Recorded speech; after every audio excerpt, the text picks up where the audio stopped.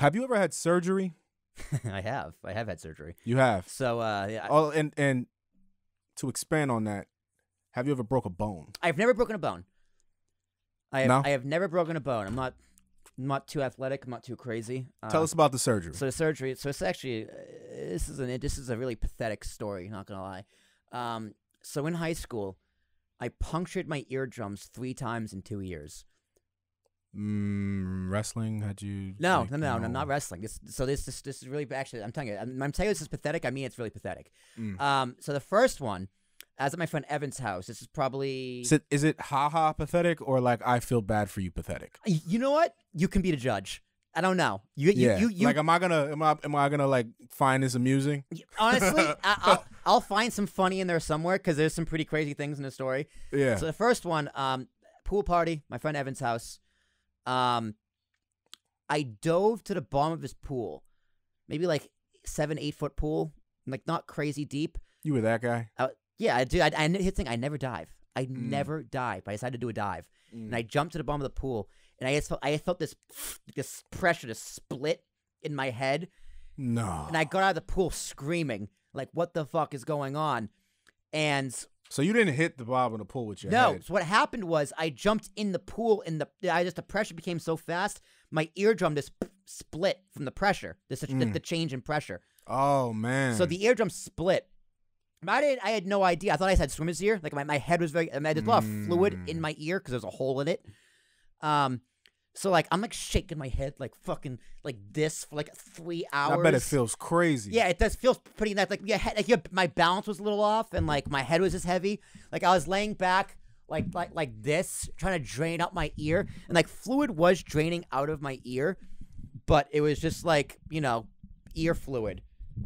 Okay. It was. So you had to get surgery for that? No, that one I didn't. Oh.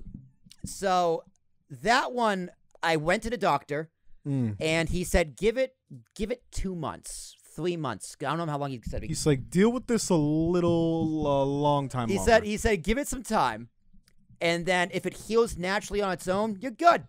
And if it doesn't, I'll go in and I'll do surgery. You sure this guy was a doctor? 100%. He's one who did my surgery. See if it just goes away. So it did. It healed up on its own because, as your body does, the hole plugged, and I was good. The second time, the next summer, I was at the Jersey Shore, on vacation with my family and my friend going up to Denapolis. So shout out to the Denapolis.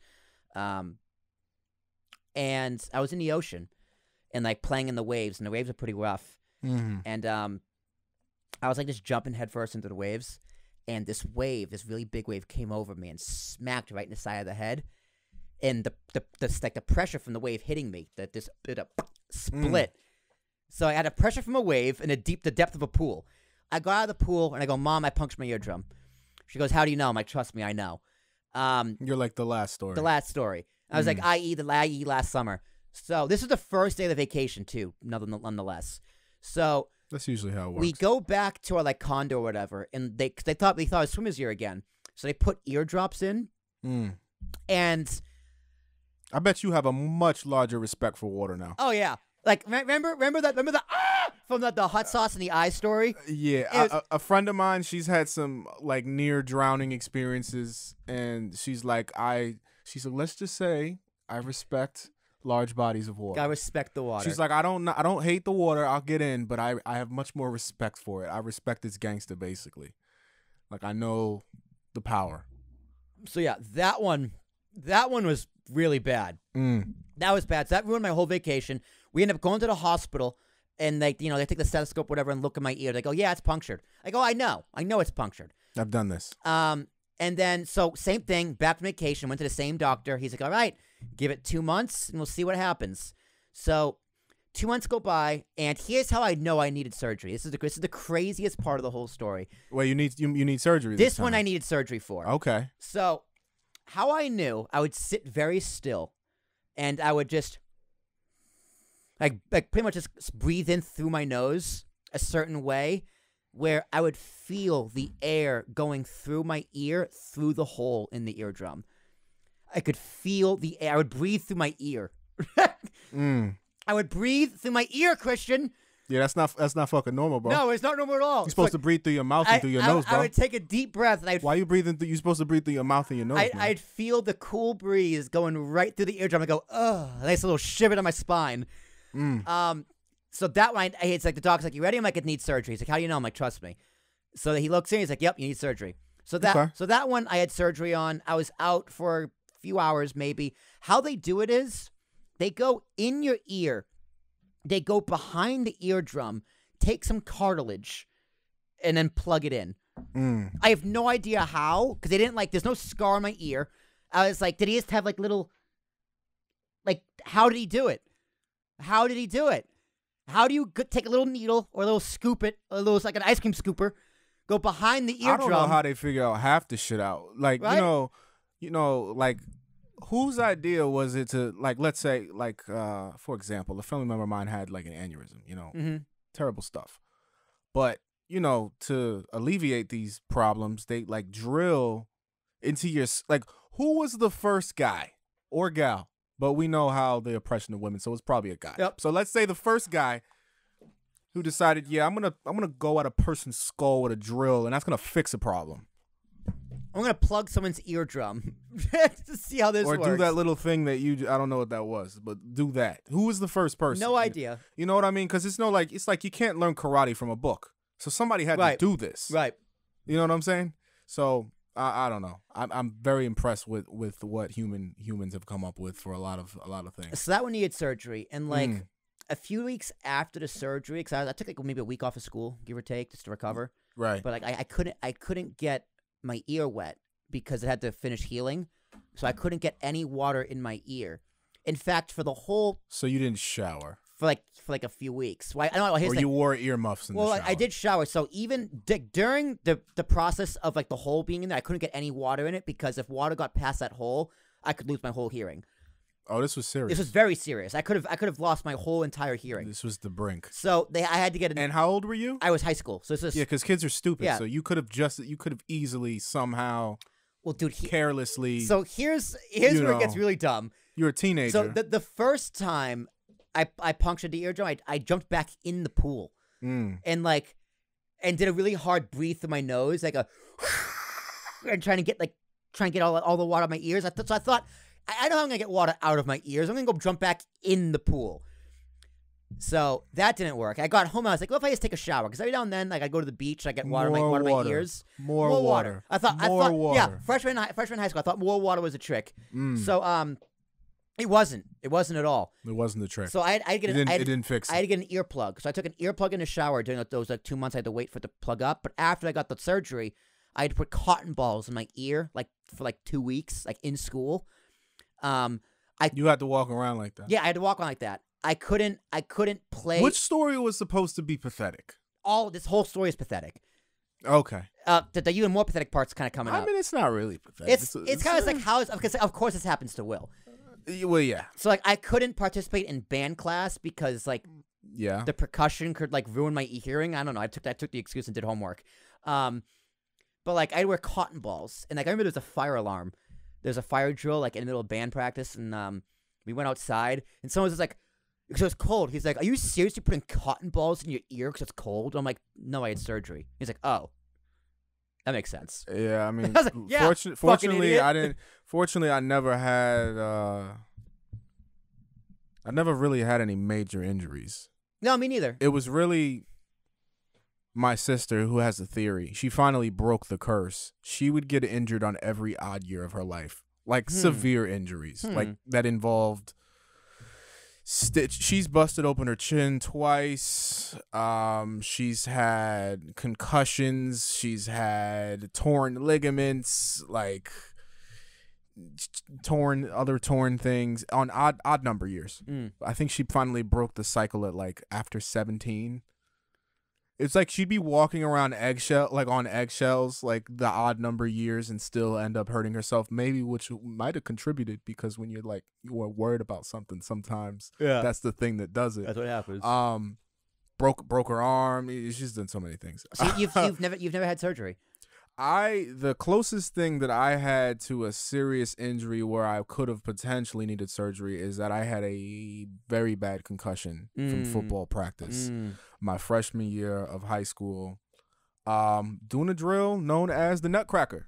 Oh, Jesus. Which is basically two dudes hike, run straight towards each other, knock the shit out of each other. That's the goal. Yeah, one person has the ball, other person's trying to tackle. It's a fun time. I started sports in general, or football, very late. The people I'm going against are trying to go D1. I'm at a football high school where like football is the thing, private school, and even with public school, the kids I were playing against had been playing football since like kinder kickers, like, you know, pee-wee football, kindergarten type of stuff. I started playing football first time 7th grade. And I'm going into high school with like barely any experience, and I got the shit knocked out of me. And I woke up when I was already awake, if that makes any sense. I was just in the daze, on the bench, and I just come to. Where am I? And I'm looking. And the thing is, this school, like, again, I reiterate, it's a football school. It's like, good, you threw up, now you could keep running. Like sergeants, like no mercy. This coach showed me compassion. He's like, after that hit, he's like, yo, you want to sit down, bro? You want to go get some water? That's the last thing I remembered. I wake up, I'm looking around. I see my pads over there. I see my helmet over there. I see my cleats down the way. And I'm like, nah, this ain't right. This is not right. My head is like breathing. It's like, I call my dad. I'm like, yo, I don't know what happened. You got to come get me. Takes me to the hospital. My nerves are all messed up. So I'm like projectile vomiting because I really rattled my brain. And I want to go to sleep, but it's the last thing you're supposed to do. Yeah, you're not supposed to go to sleep with a concussion. So he's like, don't go to sleep, Chris. Don't go to sleep. Stay with me.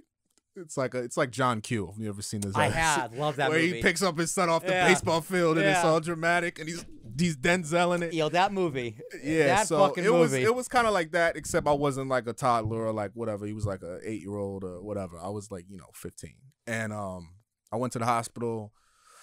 They did the MRIs. They looked at my brain. They said, yeah, it's bad, but he's good.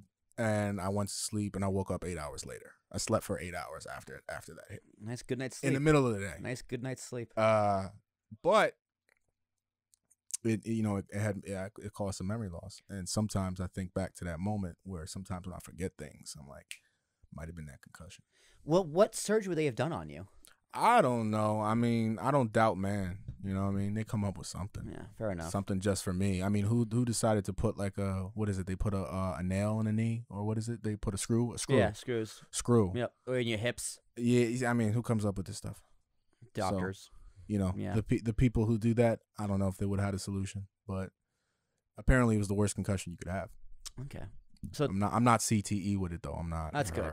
That's good. You know. The third time I punctured my eardrum, I was playing basketball. Oh my God, are you serious? Another eardrum? Yeah. So, I don't know if I could handle this. I told you it was three times in 2 years. So the third time was the next school year. Actually, no, it was actually the same school year. It was just later that June. So I literally I got the surgery like November, and then the following June I punctured it again. So. Dude. So this is the most. I hope there's not water involved in this. No, there's no water. This one's just like, wow, this is just bad luck. So me and my friend Jeremy were playing basketball. It's like the last gym class of the year, and like I'm just fucking with him. I'm just like, kind of like jabbing him, like poking him or whatever. Yeah. And he goes, well, fuck off, and he smacks me beside the head. In the same side. Right ear twice, left ear got surgery. So he smacked me on the right ear. And then the way his hand... So that one is the one that was already punctured. Both of them were already punctured. Both of them got punctured. But both of them. But the third one was the right ear for the second time. So when he smacked inside the head, his hand just goes over my ear the right way, and that suction popped it. Like that karate move where they say on somebody's head, that actually does damage. That actually does, yeah. That actually does. That's not just in movies. I can confirm. It does indeed do damage. It does the thing. And I just go, fuck, Jeremy, you just punctured my eardrum. He's like, what do you mean? I go, what? I just go... This is actually kind of hilarious. Yeah, right? So now that you're telling me a third time and you know immediately. I knew immediately. I knew immediately both times. It's like a bit where like a woman who just had sex knows she's pregnant because she's been pregnant so many times. Yep. Like it just happened. She's like, God damn it. She's like, I'm pregnant. It's like, how the fuck could you fucking know that? I'm pregnant. She's like, I just feel it. I know. They made it. It's a girl too, by the way. they made it. Dude, it's like every now and then I'll just breathe in through my nose that way just to check my eardrums, just to check. But then I went and saw the doctor the third time. He's like, bro, again? He's like, I'll gladly take the check for another surgery, but again? And luckily, no hearing loss. No, my hearing is 100% fine, which is shocking to me. Although I will. You did one of those tests. Yeah, I do the test in the office with the beeps. The beeps, and did you psych yourself out? But I swear to God, I don't have hearing loss, but I think my perception of hearing is different. So I'll think I'm. I mean, because sometimes you think the mic's not on. Exactly. Well, it's it's not necessarily that. It's more of I think I'm being quiet, but I'm not. Like, to me, I'm not talking loud, but I am. That's how well, that's usually people who do that. Usually it's because they can't hear, though. Yeah. Usually. Well, but I've had the test, and my hearing's totally fine, so I don't know what the hell's going on. Yeah, I mean, you're just a loud talker. I've always been a loud talker. I think you're just a passionate guy. I'm definitely a passionate guy. But you're a passionate guy. But when I'm yelling on this podcast, I don't realize I'm yelling. To me, I think I'm just talking like normal voice. Like my inside voice. Yeah, if this wasn't soundproofed, you know. Yeah. There's a guy yelling. All the time. Every Monday at 6 o'clock, but today it's Thursday. And I'm in here by myself. At least you're behind the window.